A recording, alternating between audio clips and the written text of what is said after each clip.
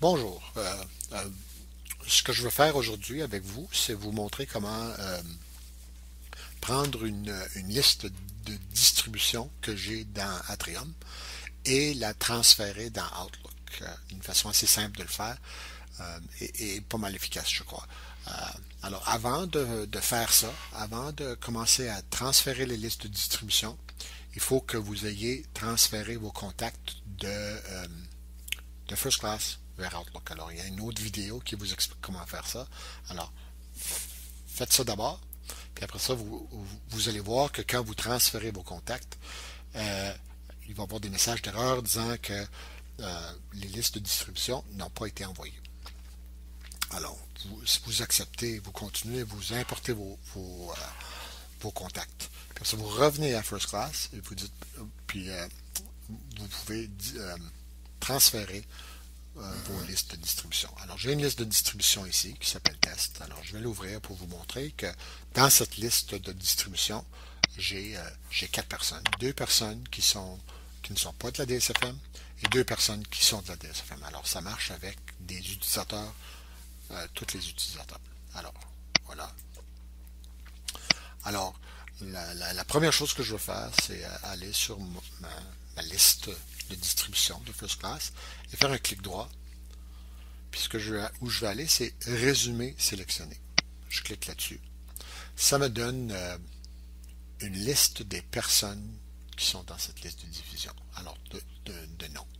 Alors, je les mets en surbrillance et je copie cette liste-là. Alors, ici, je fais CTRL-C, vous faites-le comme vous voulez. Tant que vous copiez les noms, c'est l'essentiel. Alors, j'ai l'information qu'il me faut. Je ferme cette fenêtre et je minimise celle-ci. Ici, j'ai mon Outlook d'ouvert. Je me rends à Contact et j'indique que je veux créer un nouveau groupe de contacts. Je clique dessus et puis ça m'affiche cette fenêtre. Première chose que je veux faire, c'est je veux y donner un nom. Je vais l'appeler mon groupe. Et ensuite, ce que je veux faire, c'est ajouter des membres. Alors, je clique ici sur Ajouter des membres. Puis, je vais dire à partir du carnet d'adresses, qui devrait vous ouvrir une liste de tous les utilisateurs de la DSFM.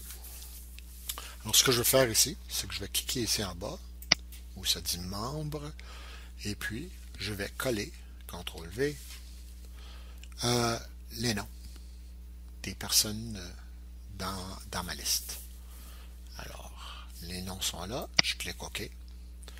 Outlook reconnaît que j'ai 2 adresses courriel pour Daniel Brunel.